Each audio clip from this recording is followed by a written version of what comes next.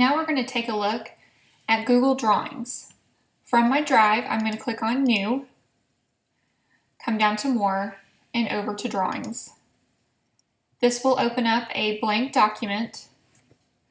I'm going to title my document so I can find it later. You'll notice it is set up with a transparent background to begin with, and it's in landscape. So I'm going to change that, File, and go down to Page Setup. Depending on what I need, I have many options. One of my favorites is Custom. I can make my document be as large as I want or as small. You have all different kinds of options. So if I was making an infographic, that might be where the direction I want to go.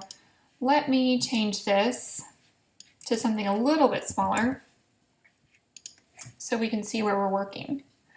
So I have my document. It is transparent.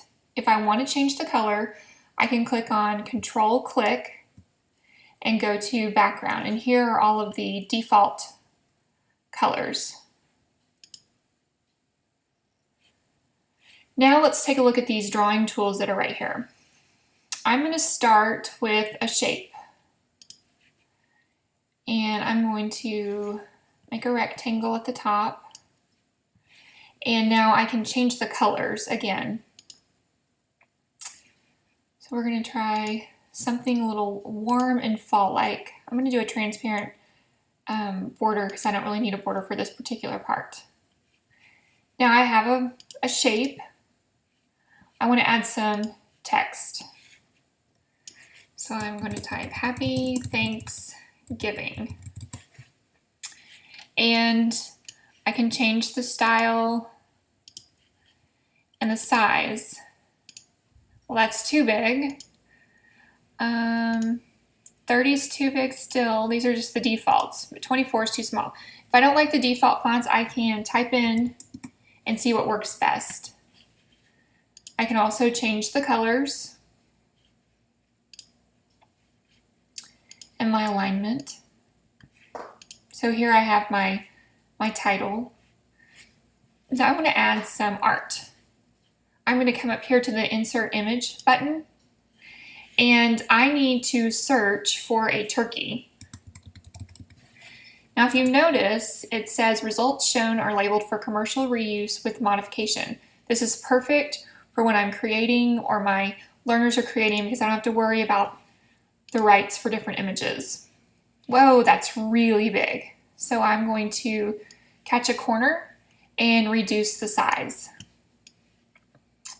Now, when you're drawing, you have some options with your images.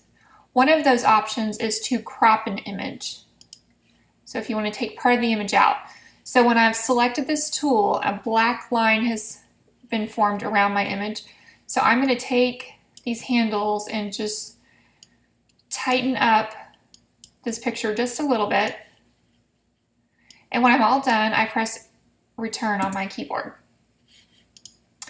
Now I want to make this look a little bit more interesting. There is another tool that's next to the crop image. It's called Mask.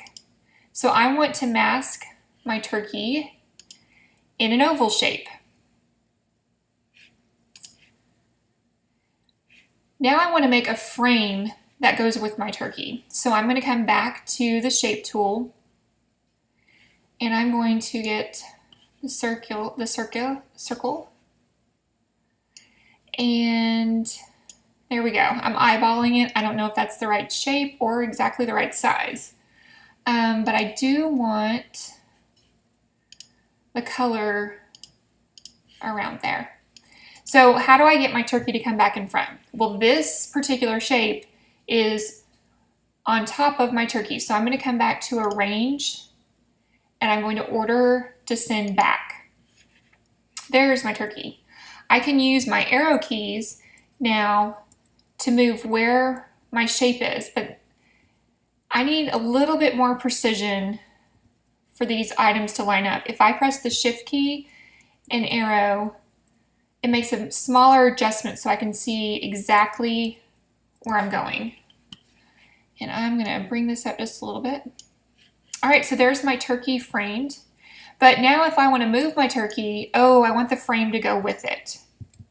So I'm going to click both the turkey and the frame, and I'm going to come up back to my Arrange menu, and I'm going to group these items. So now when I move them, they move together. I can also rotate my images together.